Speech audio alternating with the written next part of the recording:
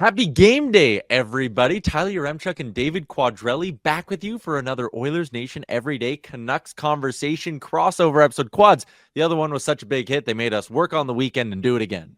I'm excited to do it, Tyler. Look, and I'm not going to disparage anyone, but I've done some other crossovers, and I must say, you're one of my favorites to do the crossover episodes with. It's been a lot of fun. It's because we both like to text about Lego now. That's right. Yes. Well, you've got that knockoff. No, I'm not. We're not going to get into it. We're not going to get into the Lego. We're not going to get into it. This is honestly a really interesting spot for this crossover episode to be happening, because if you remember, we did one of these back earlier in the season, and it was in November. It was on that game was also a Saturday the 9th. It was also in Vancouver, but it came at a point where the Oilers had lost back-to-back games. They were still kind of in this early season spiral, and since then the Oilers have just been on an upward trajectory, back to kind of establishing themselves as a legit Stanley Cup contender. I'd call them the Stanley Cup favorite right now. But what about the Canucks? Catch up Oilers fans. Since November 9th, boy, I'm realizing what a loaded question this is. Since November 9th, how have things been going in Canucks land?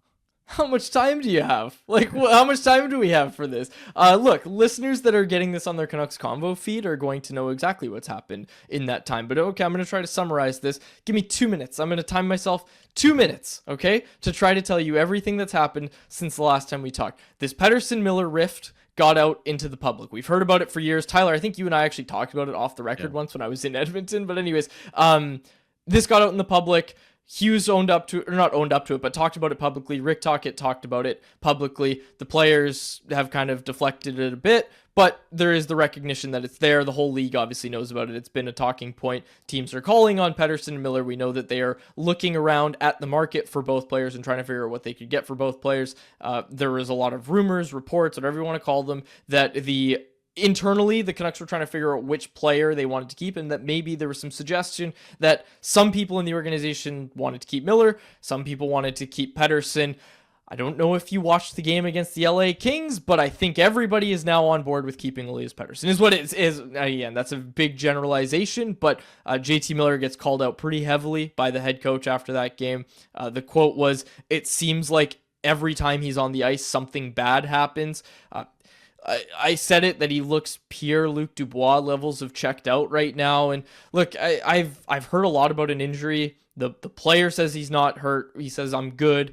The coach says there's no injury. I've heard a lot about an injury, so I struggle to come out here and just absolutely rip JT a new one and say, "Oh, he's not even trying." But really, whatever the injury is, we've all heard upper body. Don't know how much it's affecting his legs. And right now it's legs, it's decisions. So I struggle to kind of put my thumb right on this one and say yep, that's the issue right there. Not loving what we're seeing from JT right now in Vancouver. I think that's the easiest way to say it. There's a lot of talk about how a change is necessary, and ultimately, Tyler, it's go time. If you're gonna make the playoffs, you probably will be able to in the second wildcard spot, even if you struggle, just because the teams around them aren't a huge threat, but those weren't the expectations. Those weren't the expectations heading in this year. It was to take a step beyond what you did last season, and the team doesn't look like they're going to be able to do that. And look, I think a lot of this goes on management for constructing the blue line that they did, but at the end of the day as well, when your team shows that they're as fragile as this core group has and continues to show, look, they're giving up. They're giving up on their coach in terms of defending, and they were just so sharp at defending the rush last year. And this year, they're just making bad decisions. And it's starting, as Tocchet said last night, it's starting with your good players, and it can't happen that way. Is Tocchet in the last year of his deal? Yeah. So he has an option, and the team has an option. So he can choose to come back. The team can choose to have him back, but yeah, he's a lame duck coach, basically. Wow. That is really interesting. So then I guess before we get into some of the Oilers side of things here, I just remember being in that building last year for the playoffs and the JT Miller chants, and it felt he felt like the fan favorite from an outside perspective. Has he fallen out of favor a bit now with kind of what's happening here? Or if you polled Canucks fans and said Miller or Pettersson, is it still super divisive? Absolutely, it's divisive. Absolutely, it is. I've been pretty open with the fact that you take the younger player. Again, I know 11.6 is a big price tag, but you take the younger player in this instance. Pettersson is really sharp defensively at 5-on-5. Miller's numbers suggest that for him to actually be good defensively, he needs to be playing with the other four best players on the team that he could possibly have. So again, I'm not going to sit here and do a JT versus Pettersson thing. Pettersson sucked this year. What is it, like 3 points in his last? I don't even know what it is at this point. I think it's 11, 12 games. I'm tired of talking about it. To be honest, from the start, I was telling people all the time on Canucks Convo that I was on team get over it. You're paid millions of dollars. I'm not on team JT. I'm not on team PD. But at this point, if it's actually getting down to it, and I think ultimately the team is trending in this direction of trading JT at this point, I think that's probably the decision I would make as well. It's too bad that it's not working out, but I think last night really showed you that it isn't working out. It's not going to work out. So they have to figure out what they're going to do. And ultimately, I think that's going to be trading JT Miller, but we'll see. I will tell you, I was sitting in the press box last night. I look over, Jim Rutherford was standing for the entire second and third periods. And when Jim is standing for that long and he was watching that team like a hawk last night, something tells me something's going to change.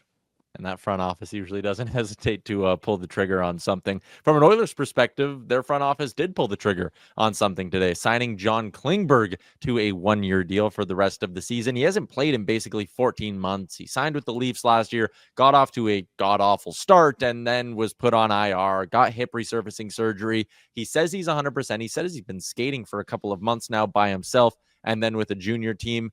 Basically, the cap is very complicated on this. It's $1 million prorated with a $350,000 signing bonus for Klingberg. So depending on if the Oilers are in LTIR space or if they're accruing cap space and under the salary cap, it basically counts anywhere from like $800K to 1.7. He's not going to play tonight against the Vancouver Canucks, but he could be in the lineup when the two sides face off on Thursday, which I totally forgot. It's 2 in a week for the Oilers and Canucks here. But the Klingberg signing's pretty interesting because, I mean, even you from an outsider perspective know the Oilers need help on the right side of their blue line. No CC, no Desharnais, and they want to upgrade there. They wanted their Ekholm-style right shot defenseman to eventually come in.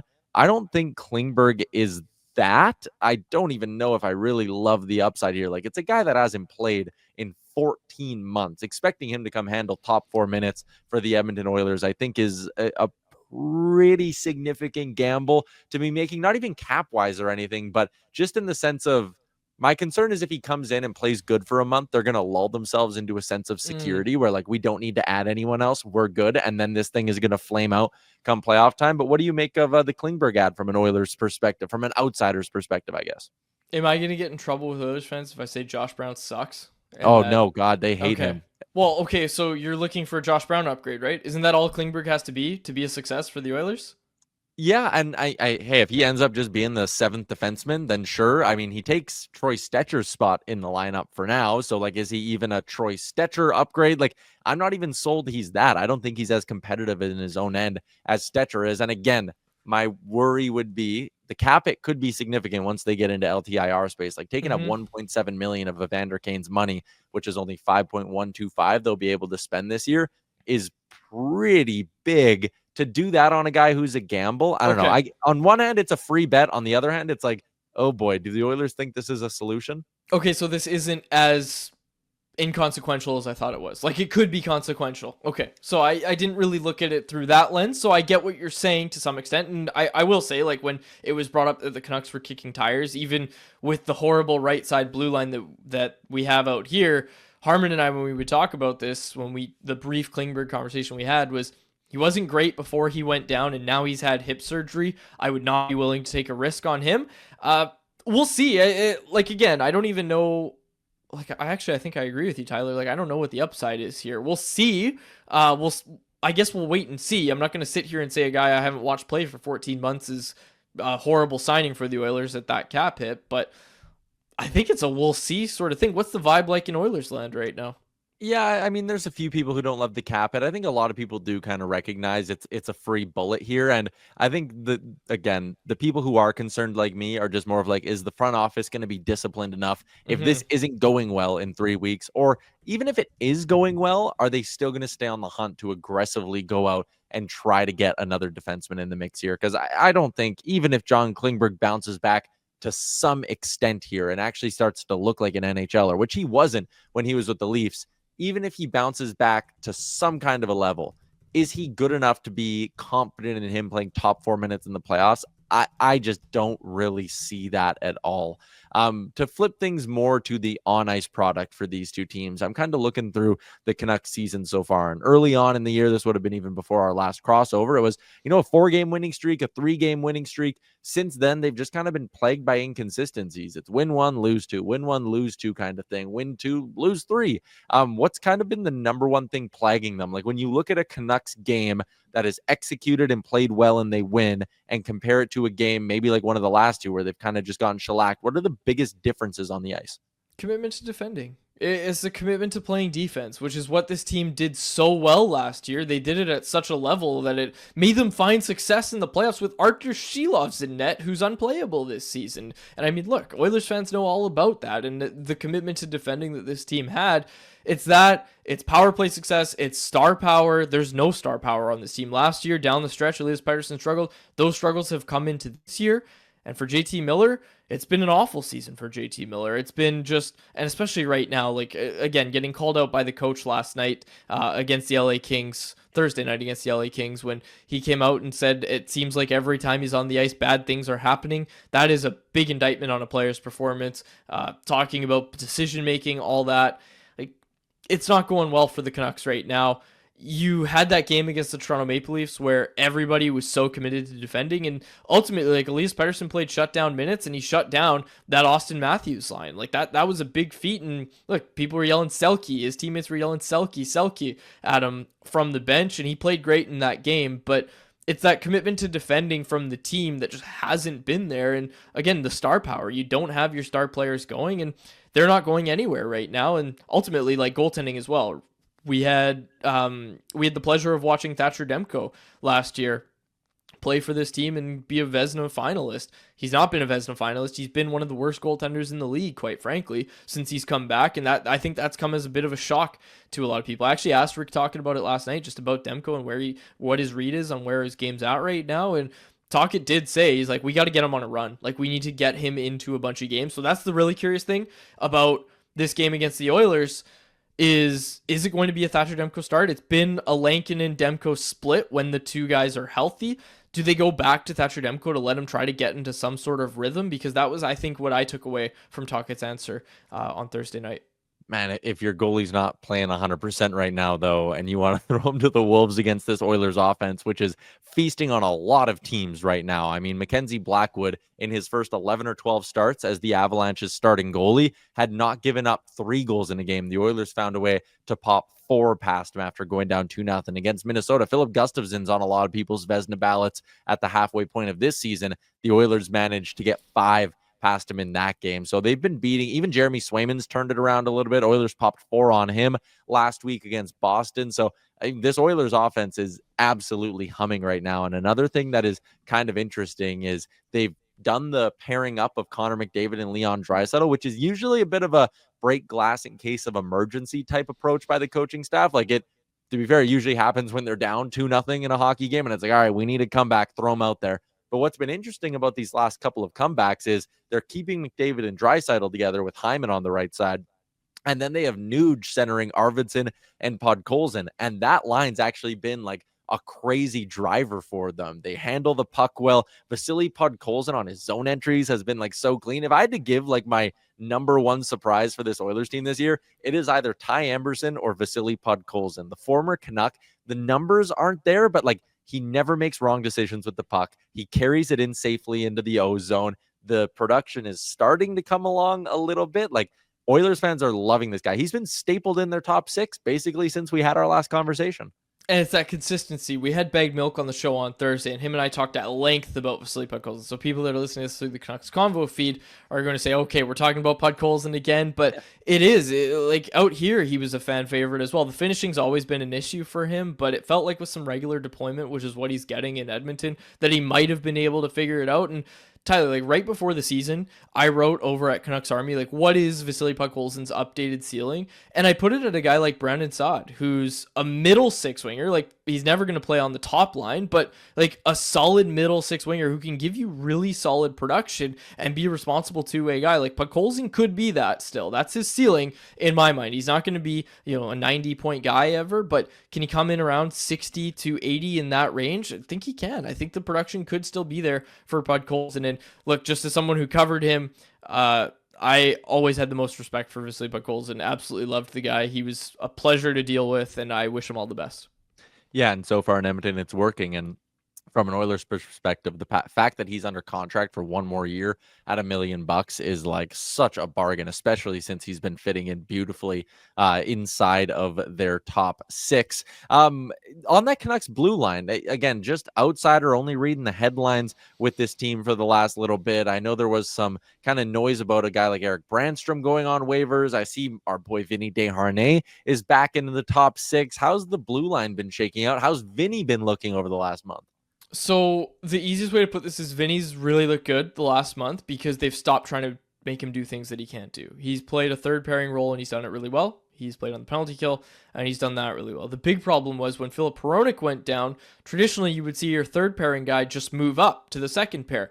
But they realized pretty quickly, okay, we can't do that with Vinny Desharnais. He's not going to be able to play top 4 minutes. So it forced them to take their seventh defenseman, Noah Juulsen, and put him into that spot. So it kind of complicated things on the blue line that Vinny couldn't move up, and ultimately like the signing is a bit of a failure for this management group, and ultimately not using that cap space more wisely and not constructing that blue line better than they actually did is part of the reason that this team's struggling the way that they are right now. But again, it's just part of it. You're not going anywhere without Pettersson. You're not going anywhere without Miller playing at their best, and ultimately that's the big story. So on the blue line, yeah, the blue line's been bad. It's not been good enough. They need to move the puck a lot better, but nobody forced them to sign Vinny. Nobody forced them to sign Derek Forbort. They got a bunch of they cornered the market on third pairing defensemen, and now they have Quinn Hughes, Filip Hronek, and a bunch of third pairing defensemen. And Carson Soucy, like that's another big thing is Carson Soucy was really good last year. He was a very clear number 3 on this team, and basically he's just been a part of the problem this year. He's just been another third pairing guy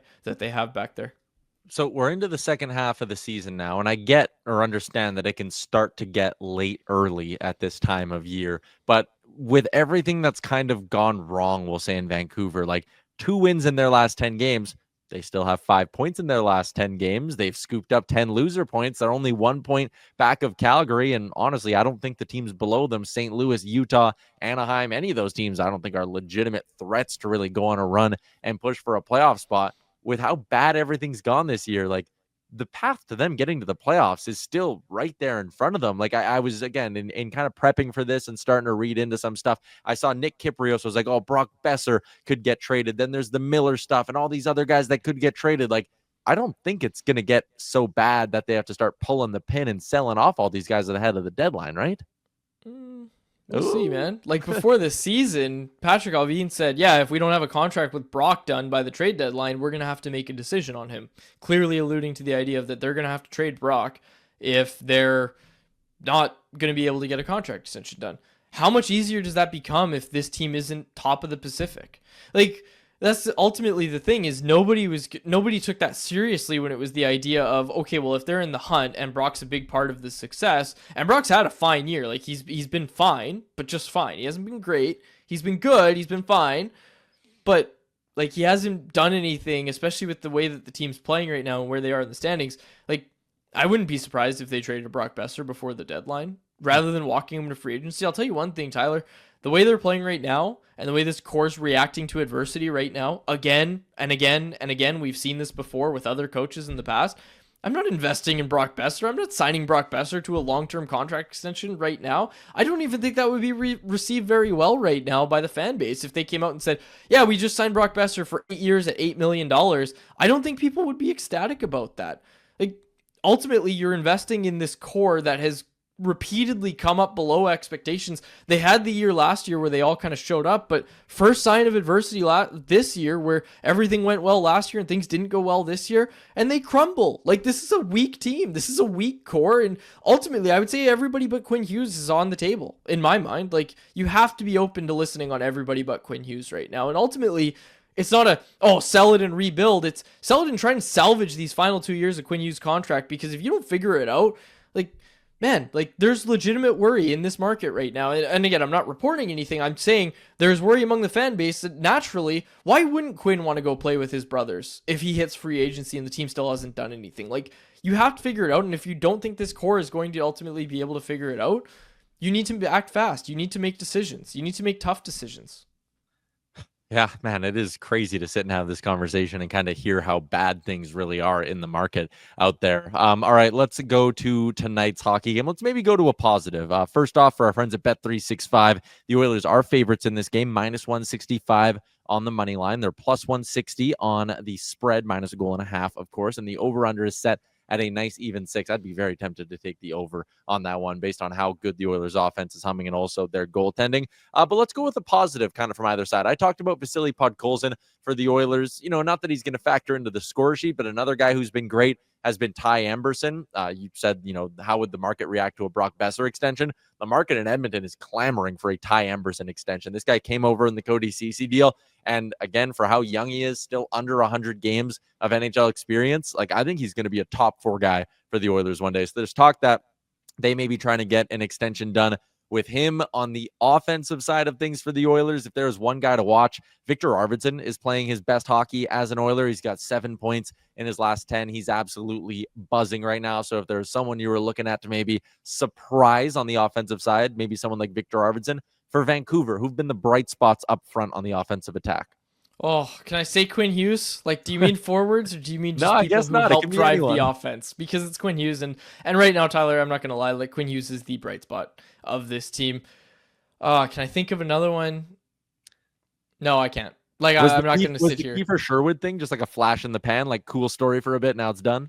Okay, so here's the thing. Kiefer Sherwood's been fine, and you're not going to sit here and criticize Kiefer Sherwood, but the thing, when we talk about things that went right for the Canucks at the start of the year, was this idea that, okay, well, Elias Pettersson and JT Miller weren't going necessarily to start off the season, but you were getting these contributions. Pius Suter was leading this team in goals at one point. You had Kiefer Sherwood doing everything. You had Connor Garland playing phenomenally, but now all of those guys that I just mentioned and everybody else in the bottom 6 has kind of, I don't want to say fallen off, but they've regressed to basically what you would actually expect from bottom of the lineup players. So those guys are playing worse than they were at the start of the year, gotten going. Whereas the thinking was, okay, well, those guys are going right now. We know that Elias Pettersson and JT Miller are going to get going. And how foolish were we for thinking that that was going to happen for sure? Because it hasn't happened yet. And now you're not getting the depth contributions. And now all you have is the Quinn Hughes show. And you've got Quinn Hughes doing absolutely everything for this team right now. So yes, right now, heading into the game against the Oilers, Quinn Hughes is the lone bright spot. Rick Tocchet's begging his team to actually play defense and to actually buy in and not make boneheaded decisions and bad reads on the puck. We will see if they actually do it. They did it not that long ago against the Toronto Maple Leafs. Can they do it again? It was 2 embarrassing losses against the Winnipeg Jets and the Los Angeles Kings. It's Hockey Night in Canada. It's the Oilers. It's one of those games that it's if you can't get up for this one, then there are serious, serious problems in that locker room. Man, yeah, it's a weirdly big game in the middle of January, I suppose. From an Oilers perspective, all right, if I'm going to give Canucks fans any reason to maybe be optimistic, Edmonton has had just this brutal schedule through the month of January. So they're 7-1. They have somehow survived this thing. But these are, I'm just going to rattle you through the 8 games and what time zone they've been in. You went Mountain, Pacific, Eastern, Central, Mountain, and then back to Pacific. They basically haven't played in the same time zone back-to-back games more than once. They've been on this crazy trip where even when they come back home, it's for one game, then they're right back on the road that same night. So maybe the Oilers are due for a little bit of a stinker. They went down to a 3-0 to Colorado, went down 2-0 to Minnesota. We're down 2-0 to Chicago. We're down 3-0 to Pittsburgh. They did lose that game. They were down 1-0 to Seattle as well. In almost all of these games, they have been trailing at one point or another. And granted, again, they've come and had these amazing comebacks, but it's dangerous to play from behind. If the Canucks can get out early and maybe have some energy, like you said, get up for this game and punch the Oilers in the mouth once or twice with a couple of quick strikes. Again, Edmonton probably can't just keep coming back in every single game. So I do think, and actually this probably does tie into the Canucks as well, I think the first 10 minutes might tell us everything we need in this game. If Vancouver comes out and they're pouring on the pressure and they look like the better team, I don't know if Edmonton has a third straight comeback effort in them. If Edmonton comes out, and you'd maybe be able to speak to this, if it's 2-0 Oilers 10 minutes in, what is that crowd going to be like? Oh, there was booze last night. I was actually kind of surprised we didn't see a jersey on the ice. There was a guy at the end of the game that kind of ran down the stairs. I don't know if he got stopped, but I thought he was going to do it. He was running down the stairs from his seat, and I think he elected not to do it, but jersey on the ice. We're definitely approaching that time. There was booze after the power play. Like Tyler, I don't know if you watched the game, but 2 power plays where they didn't get a shot. They're trailing by 1 goal. 2 power plays where they didn't even get a shot on goal. That's so embarrassing. And the fans are knowledgeable. They're paying good money, far too good money. Like, these tickets are brutally expensive for the product you're actually getting on the ice. They're absolutely gouging their fans. But anyways, jersey on the ice, there's boo birds coming out. It's not great vibes right now. And look, like, this team showed up against the Toronto Maple Leafs. They deserve some credit for that. They showed up and they played really well. They need to show up in this game. They absolutely need to show up for their fans. Put something good on the ice for your fans to be excited about. It's a Saturday night. It's the Edmonton Oilers. Like, the Oilers, like you said, if you can hold the Oilers back for 2 periods, they're bound to run out of gas, right? Like, they're bound to run out of gas at this stage of the trip. What is it, 3 games in 4 nights for the Oilers? Like, you have to try to take advantage of that. And like you said, Tyler, if the Canucks don't come out of the gate firing, big issues in that game for them. All right, CanucksArmy.com for all your other game day needs, OilersNation.com for the GDBs. I'm Tyler Yaremchuk. You can watch me, Oilers Nation, every day, Monday through Friday, noon Mountain Time. David Quadrelli, Canucks Conversation with our boy Harmon Dial, and that is, I'm doing the time zones in my head right now, that is 2 o'clock Pacific there you to 3 go. o'clock Pacific? Yeah, Boom. Nailed it. All right, Quads, enjoy the game tonight, and we'll chat again in a week. Cheers, buddy.